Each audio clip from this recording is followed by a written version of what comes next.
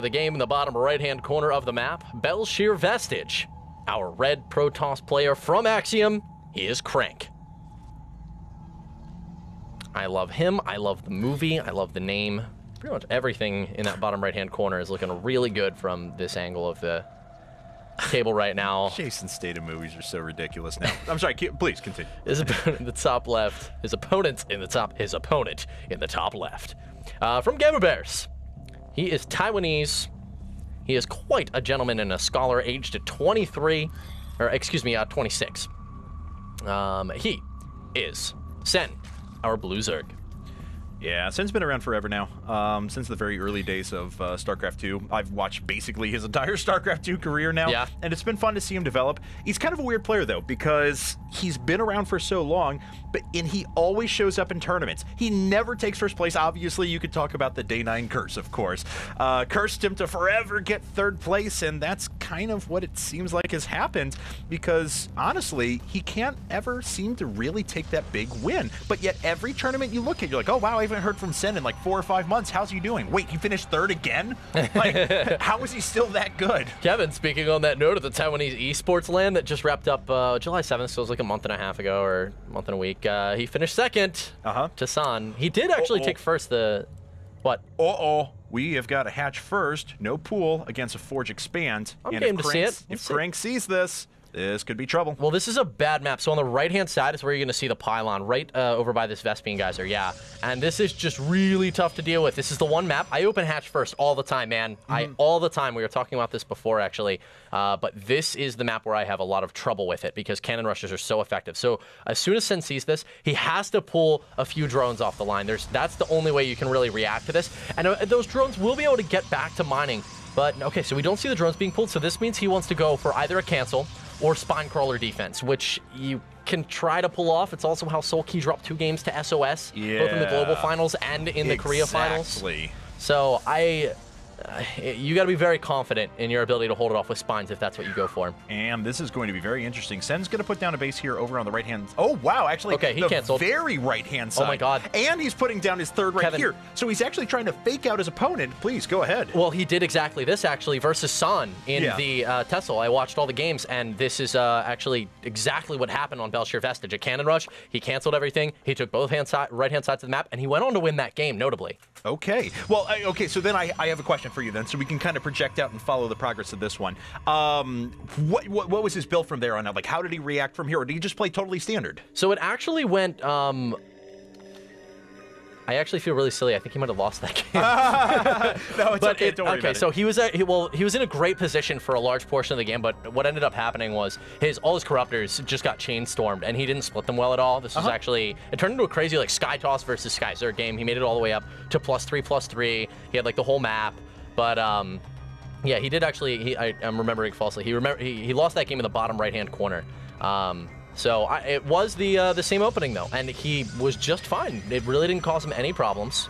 All right. And don't forget, this is a pretty big resource investment for our Protoss player. And Yeah. not a lot of people explain that, I guess, whenever you have a cannon rush. Yes, it caused a cancel, but as you mentioned before, it didn't really set Sen all that far behind. He is going to contend with this space, but once he gets enough units out, a couple of roaches, he'll be able to defeat this. But that's still 300 resources in photon cannons and 100 minerals in a pylon and 25 minerals for a cancel pylon. Right. So that's a lot of resources that he's dumped into this. What I wonder is Crank going to go for a gateway attack here? It's something that might be very appealing, and I'll tell you, I've been watching a lot of Sen lately, and I'll tell you also that he does not lose to gateway attacks. Right. If you watched his games on Tuesday versus Huck, he did take a lot of damage on Newkirk Precinct versus the, I think it was a 4-gate that Huck went for. He took a lot, like enough that maybe he would have lost the game, but he didn't. He won that game.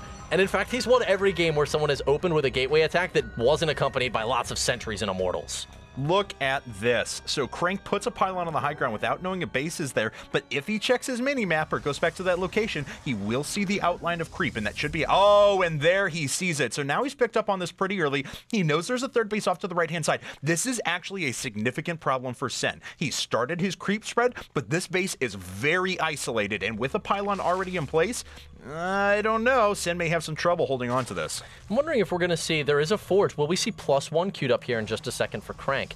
He had 2 more refineries finish up. So this could be what we're going to see. There it is. +1. You know what I expect here is the Phoenix opening, +1. You drop a couple of gateways and you do like a +1 4 gate behind Phoenix pressure. It's a very effective build. Yeah, it's been a strategy that's been around for quite a while, honestly, in the Starcraft scene. It's been like 4 months. Yeah, exactly. But in this specific circumstance, it's perfect. It exactly is. With this base so far cut off, the Phoenixes are not going to have any trouble whatsoever in picking up queens and neutralizing drones, simply due to the fact that there's no creep spread between these 2 bases yet, and it's going to be hard to reinforce queens or any sort of anti-air. Yeah, it's actually something funny about Sen is he normally makes lots of queens, but in this specific circumstance, he's not. Now, when we see him go roaches with +1, he always goes into Roach Hydra and goes for a very fast lair. Very fast, like 10.5 to 11-minute lair. Or I keep saying lair. I mean hive by this. Yeah. I know what you mean. Yeah. So, yeah, we see this predictable pattern for him whenever he runs up into the late game, of not just going into his quick hive tech, but then why don't you were the one who started, why don't you go ahead and describe the Mutalisk transition that he likes afterwards? Well, it's in the really late stages of the game, Sen just likes making 30+ Mutalisks with heavy upgrades, but for now, he needs to be able to deal with this pressure. You know, the Phoenix are already causing problems, forcing the Overlords into the corners, and that makes me think that this pylon is not going to be scouted.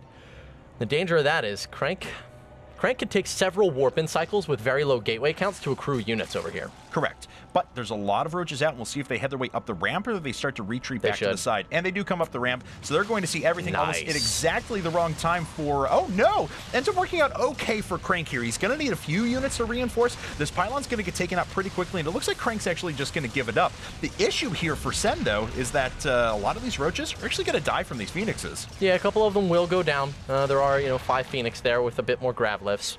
But behind this, Sen can continue droning. He can drop his Hydra down in his infestation pit, and he'll be able to go up towards Hive in just a minute, which he loves so much, getting really fast Vipers. I'm actually worried about Crank doing this a little bit. That's a lot of roaches. Sentry, though. And no sentries to be able to force shield this ramp. And yes, these Zealots can do a lot of damage, but the unfortunate part is that they don't do very well against roaches, and Sen should be able to clean this up. Yeah, it's 800 minerals down the drain, and I don't think the Zealots are going to deal that much economic damage. Not when you have a player as macro-oriented as Gamma Bear Sen truly is. This guy is a macro beast. And he cleans up the Zealots. He does lose a queen, but I think he's just fine. No kidding, man. Sen is actually... am I watching Wings of Liberty right now? Are we going to have a 12-minute Roach Max? Because that's about what Sen is going to do. And honestly, it's not a bad strategy for him. Because he's deflected these gateway attacks so efficiently, the Phoenixes are really the only sticking point here for Crank, the only thing that he's been able to get any traction with. All right, well, a couple of drones will go down. Undoubtedly, Sen will replace those. Speed is about to complete, and he's going to go for a really big attack here, Kevin. There are no Colossi on the field yet. One is inbound.